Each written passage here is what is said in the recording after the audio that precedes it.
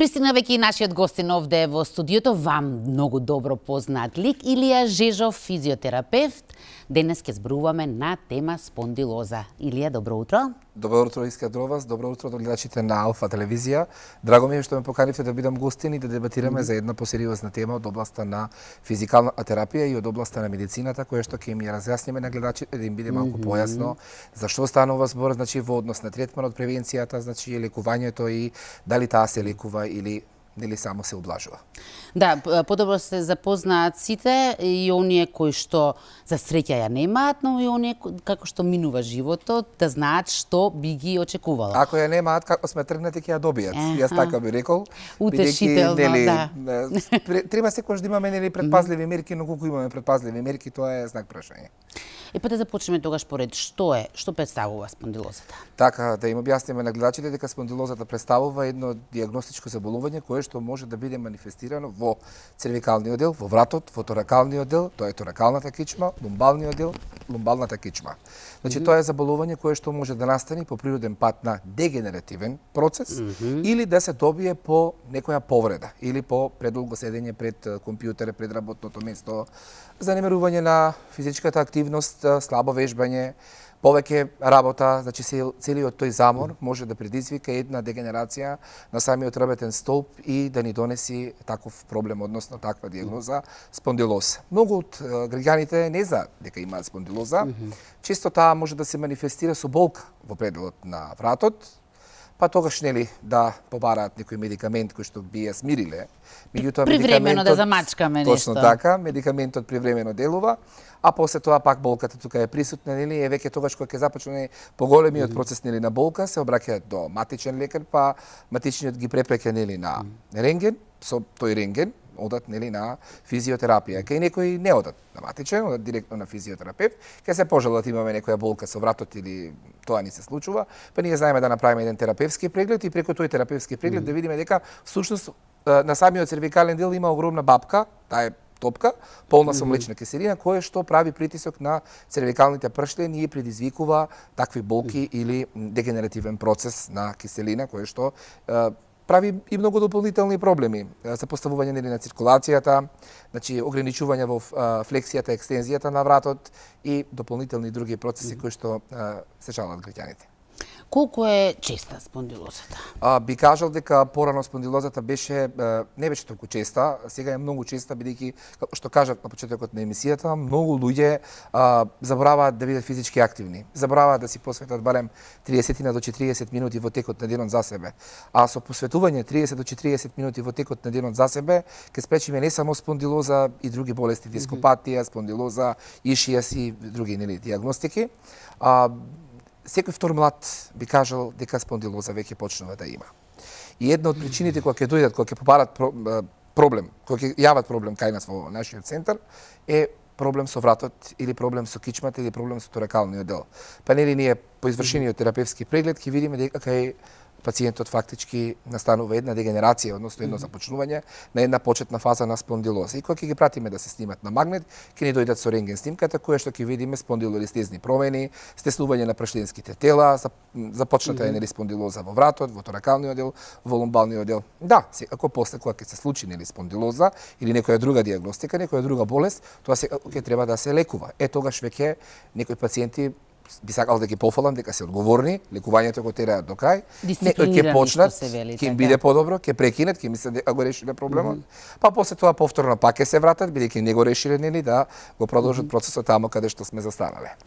Има повеќе видови спондилоза во зависност од тоа на кој дел од дрбетот притиска, така? Така, како што кажавме, цервикалниот, торакалниот и лумбалниот дел најмногу проблем. Од нив кои се најчести? Најмногу проблем луѓето кои што имаат со спондилозата е вратната спондилоза, би ја нарекол медицински цервикална спондилоза. Таа спондилоза, како што кажав, значи знае да направи една како лордоза, односно искривување на вратот, која што ќе се појави, како што кажав, една испакнатост. Значи ако ребетниот столб би бил во правобитна положба, ќе почне ребетот помалку да се искривува. Тука ќе се формира една топка, како што ви кажав, таа топка е полна со млечна киселина, која што подоцна преминува во една сериозна калцификација, која што самите прштени ќе предизвикаат, ќе создадат калцификати. И тие калцификати после се многу потешко со физикална терапија да се отстранат, бидејќи нели додека биле млечни киселини можеле многу полесно да се отстранат. Меѓутоа, знаете како, кога имаат луѓето болка, ви кажав, прво што посегнуваате по медикамент. Ако медикаментот им помогне во моментот, тие ќе го пијат 10, 15 дена, 20, мислат дека со тој медикамент ќе го решат проблемот. Меѓутоа, тој проблем не се решава со медикаменти, нели, подлежи исклучително под физикална терапија. Физикалната терапија дава доста позитивни резултати во процесот на лекување, а апчето само делува моментално додека трае болката. Кога ги споменавме причинителите, ризик факторите, ги споменавме сите, но староста, возрастната граница некако не ја споменавме. Рековме нека ќе се помлади. Оно што ме интересира, Јас ви кажав на почетокот, дали како што старееме, иако не сакам да го користам тој збор, толку и шансите се зголемуваат. Видете, пак ќе кажам, колку и да сакаме нели да бидеме млади, не можеме да бидеме млади. Секогаш нели природата си го налага своето, секогаш нели ние едни се млади, едни се во средни години, едни се постари. Еве да кажам кај повозрастната популација. Повозрастната популација слабо обрнува внимание на физичката активност. Слабо пешачат, значи слабо посетуваат физиотерапевт. Слабо повторно немањето активност физичка е причинител, а не е толку возраста. Апсолутно, ќе кажам значи од степенот на дегенерација. Значи дегенеративните промени започнуваат со самата возраст, со самото старење почнуваат значи и прштените да создаваат дегенерација. Како што ви кажав, спондилолистезни стеснувања, значи притисок на самите прштенски тела, тука ги притискаат дискусиите, па се создаваат натре значи процеси, односно дегенерации, остеофитите, калцификатите кои што ќе се формираат по самиот рабетен столб и тие знаат да дадат нели притисок, болка, ограничување. Затоа велам, значи многу почесто да се посетува физиотерапевт се со цел нели физиотерапевтот не е тука само кога имате болка, кога имате проблем. Замислите си да си направите еднаш да кажеме за жените. Често одите на фризер, често одите нели на маникир, на педикир. Значи како што го правите тоа често така, треба често да се оди и на физиотерапевт. Физиотерапевтот преку да кажам една 30 минутна масажа или една 60 минутна масажа може да ви направи еден скен на вашето тело. Како врз основа на таа масажа ќе види дали има некој започнат процес со самата мускулатура, дотокот на циркулација, значи дали има некои остеофити, стеснување на ребетниот столб, сколиоза, кифоза, лордоза и сите нели оние други дијагностички заболувања кои што може да се остануваат навреме се со цел навремено третирање и лекување, па понатака нели да не дојде до онај степен нели на да кажам потежок период. Добро, еве да речеме и да ја немаме таа навика, тоа делумно го кажува. Ја имаме. Во последно време би сакал да дадам една пофалба дека луѓето многу често посетуваат физиотерапевт. Сите болки што ги имаат и сите процеси започнати ги бараат како решение на физиотерапија. Значи центрите за физикална терапија се преполни со пациенти.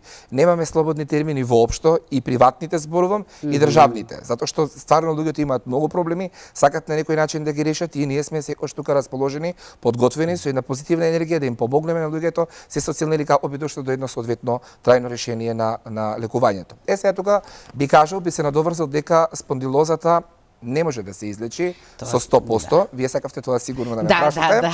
Да, спондилозата не може да се излечи со 100% доколку е подолг временски период. Замислете си вие имате спондилоза 10-15 години.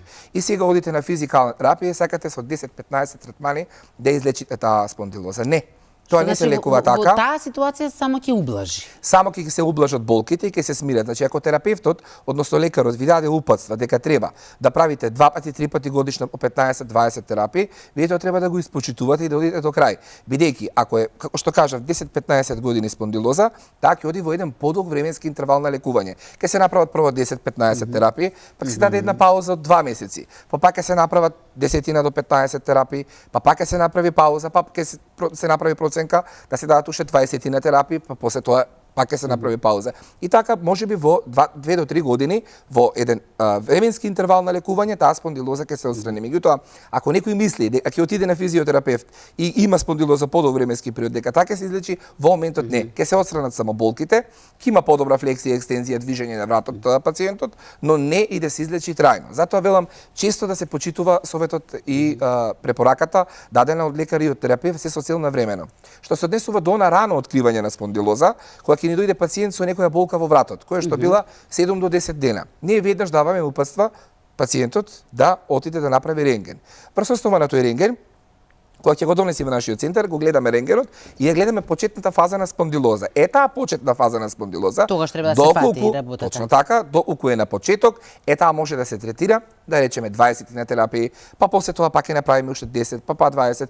Има пациенти кои што сега во моментот не гледат, не следат, биле кај нас во нашиот центар, се третирале, се излечиле, сега еднаш месечно обавезно доаѓаат на една целосна масажа. Доколку ги заборавам да ги ставам на термин, сами ме потсеќаат и ми пишуваат време ми е, најде ми термин, сакам да дојдам да се третирам. И тоа е стварно за една голема пофалба, бидејќи нели денеска секој втор е под стрес, секој втор е под напор, секој втор е под еден притисок, како на работното место, така нели и во приватниот живот. Немаме совршенство во животот. Сите сме под некој стрес, под некоја напнатост. Значи стресот, напнатоста се отстранува исто така со масажа и со физиотерапија, а физиотерапијата е клучно решение во сите области од медицината и во сите процеси на лекување. Што значи да резимираме, ако се фати во рана фаза, тогаш може да се излекува, но што е со повторното јавување? Вака, значи како што кажав, ако еднаш месечно доаѓа, тогаш веднаш повторно во рана фаза би било откриено, така? Не, видете, ако е рана фаза на спондилоза која што би била манифестирана цервикално, торакално или лумбално и ние сме излечиле таа спондилоза, зборувам со 10 до 15 терапии или 20 терапии. После тоа со доаѓањето еднаш до 2 пати месечно на пациентите, на физиотерапевт, прават едно одржување. Не може да се овозможи повторно да се појави болка. Зборувам во тој предел каде што имале, бидејќи нели тие прават едно одржување. Ако остават повторно, значи бидејќи 100% пак ќе кажам спондилозата и секоја друга дијагностика не се лекува. Значи можеме 100% да излекуваме скршеница, фрактура, која што со некоја рехабилитација би ја довеле во една нормална, но овие дијагностички заболувања кои што се од по-сериозен аспект не се лекуваат така лесно што одредени луѓе мислат. Значи со одржување еднаш до 2 пати месечно нема да имаме болки, ќе можеме нормално да функционираме во секојдневниот живот и ќе ни биде добро. Значи затоа зборувам, е откриена, дијагностифицирана почетна фаза на спондилоза, а се излечила со 10 до 15 терапии, пациентите да продолжат да прават еднаш до 2 пати месечно нели масажа на тој дел каде што значи била спондилозата или пак да ги почитуваат советите и препораките дадени од физиотерапевт нели во процесот на лекување. Дали тоа ќе бидат вежби, да бидат физички активни, да пешачат, не мора, знаете како видите зборувам сега за повозрастната доба. Значи, не мора да биде тоа фитнес центри, теретани. Ние не бараме од нив да креваат тегови и да прават мускули. Ние даваме препораки и совети, доколку можат во домашни услови да прават вежби кои што ние им ги препорачуваме. Вие гледате на социјалните мрежи, јас секојдневно имам по некој пост кој што им го презентирам на пациентите, кој што им давам упатства и како да вежбаат, како да бидат значи физички здрави. Оние кои што се помлади, кои што можат да одат во теретани и да вежбаат, сега имате убаво време. Земете го велосипедот, извозете едно 2 часа на кеј. Значи, земете пешачите 3 пати неделно по 40 минути. Од корис вие. Земете, правете вежби кои што се преку скрипта презентирани дадени дома. Исто тоа од корис вие. Одете 2 пати месечно на физиотерапевт, правете масажа. Исто од корис вие. Зборувам, се би било подруго со физичка активност, со почитување совети од физиотерапевт. Одлично, кога сме веќе кај советите, предлагам да вклучиме и гледачи, мислам дека ќе имаме простор и време за двајца гледачи, да слушнеме впрочем некој паталец, сигурно нешто по-конкретно ќе праша, додека го чекаме гледачот, сакав да прашам, освен овие совети, мислам дека секогаш кај нас луѓето не мотивира малку и стравот. Затоа, ајде да свртиме од друга страна, до какви се компликации, кои се најекстремните случаи на кои што имаш наидено, може да доведе несоодветното третирање. Видете, јас многу добро ми го поставивте прашањето. Јас на оваа тема би сакал да имаме некоја емисија посебно која што ќе се посветиме.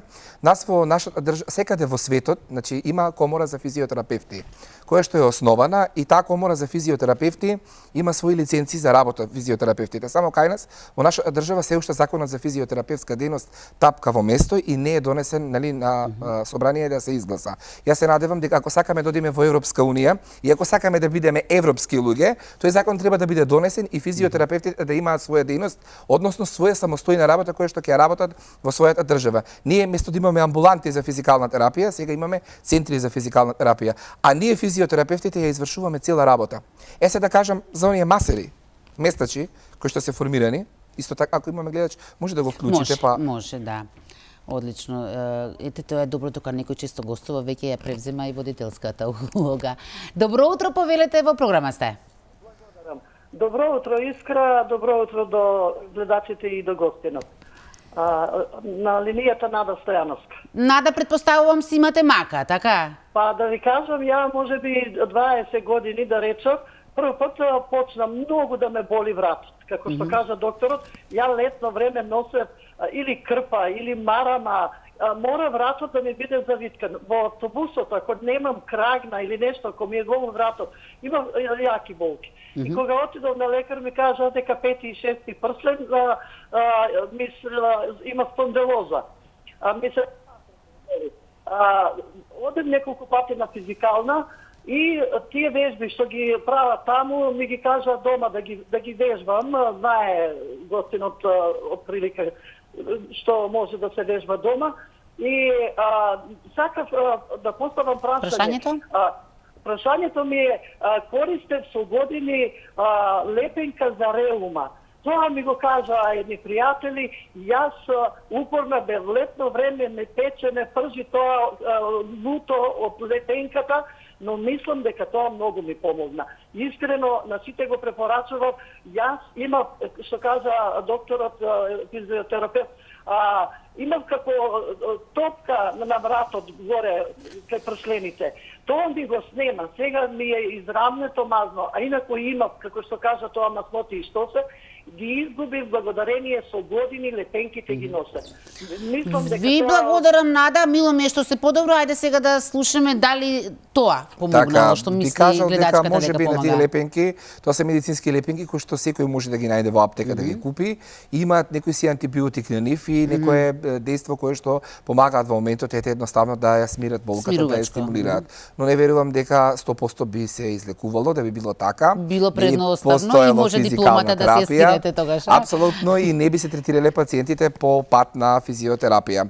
Секако, пак ќе кажам, значи многу дијагностики, многу проблеми кај луѓето, само со соодветно навремено третирање на проблемите ќе се средат овие дијагнози и ќе имаат луѓето мирен живот и ќе можат нормално да функционираат нели во секојдневието. Зборувавме за местачите нели за масерите. Да, нив треба да им се стави крај, бидејќи навистина многу луѓе во државата работат нестручно и многу сум среќен што сега еве се стави крај нели на медицинското школа вонредно да не можат повеќе да завршуваат, затоа што не може некој редовно да студира и да учи, некој вонредно нели да заврши, да изиграва медицинска сестра. Факултет, така, да изиграва медицинска сестра, физиотерапевски техничар или не знам што друго од здравствена струка, па да И кој ќе заврши прв пат да дојде во допир со ете, тоа. така и да работи со пациенти, тогаш тука настануваат нели сите тие дополнителни проблеми кои што можат да ги направат да бидат фатални за пациентите. Значи само стручно професионално образование ќе не донесе нели на еден пат. Пак ќе кажам, во Европска унија се оди нели само со професионализам. Ако сакаме да одиме во Европска унија, мораме да имаме професионалци, тоа што сме го учеле да го применуваме како техника нели на пациентите и што побрзо се донесе законот за физиотерапевска дејност, толку подобро ќе биде и за пациентите, но ќе биде и за сите нас подобро. Добро, не ми одговоривте за компликациите, рековме тоа за друга прилика ќе оставиме, но сега да го слушнеме и следниот гледач. Добро утро, повелете. Добро утро, Искра. Добро утро на господин Милија. Јас имам проблем со спондилоза на вратот и ми се прават чворови често пати, па така да имам масажи неколку извршено. А и доби под вас за во Гостивар. Аха. Ама никој не ми се јави ни ништо, сакам и тоа да го искористам. Ајде слободно може после емисија да не се јавите и да ви договориме да дојдете. Значи, може би некога сме биле Или презапатени. вака, не, остави, може ли вака да направиме, да го остави незиниот број во Може, режија, може. а вам ви ја препуштам таа обврска по емисијата да ја побарате. Може така? Може сега. Може. Фала Искра, дали го доби поклонот, подарокот? А Божа, вие сте, да, го добив. Многу ви благодарам. Не сум те заборавила. Го примив утрово. Не знам точно кога сте биле, но утрово ми го дадоа. Во петокот бев во информативна програма. Ви благодарам многу, Боже, веќе воспоставивте сега контакт со Илија. За крај исто така сакав да прашам, минатото гостување доделувавте. Така двајца го искористија, ова најверојатно е третиот гледач кој што не го искористил. Може не барале, не викам не и сигурно не барале, меѓутоа кога сме премногу соврски, некогаш не се јавуваме. А на крајот кога ќе ги видиме повиците веќе е касно, така да не сме задзвониле, слободно може пациентка да не се обрати, да го искористи ваучерот кој што сме им го доделиле. Важно дали беа задоволни нашите гледачи, јас морам да се грижам за нив. Ако затоа нели ние ги поделивме тие ваучери за да бидат задоволни и еве пак со некое следно гостување повторно ќе им доделиме нешто ново. Еве сега да спомнам дека и книгата се подготвува при крај за физиотерапија, кој што секој пациент ќе си ја има дома, така да ако има некоја болка ќе може да знае што точно може во моментот да му помогне за секоја дијагноза и ќе биде навистина тоа прекрасно за сите нас, кој што ете добро е вие да имате дома еден приручник за физикална терапија кој што ќе ви биде од значителна корист. За крај, што да советувам? Што да кажувам? Цело време кажувам едно исто. Бидете физички активни, вежбајте, почитувајте лекар, почитувајте физиотерапевт, значи и физичката активност секогаш на високо ниво да биде. За компликациите од спондилозата и не само од спондилозата. Сам си прашувате, не само од спондилозата, значи од све можат да направат сериозни компликации. Спондилозата може пак да направи сериозни компликации на ребетниот столб, кој што може да го искриви. Може да самите остеофити, односно калцификати кои што се формирани по ребетниот столб да направат други компликации, да оштетат некој дискусно перниче и да имаме после не само спондилоза, него и дискус хернија, дископатија и други заболувања. Илија, многу ви благодарам на вашето гостување. Ние и понатам и очекуваме книгата. Следно гостување ќе биде промоција на книгата овде во нашето студио.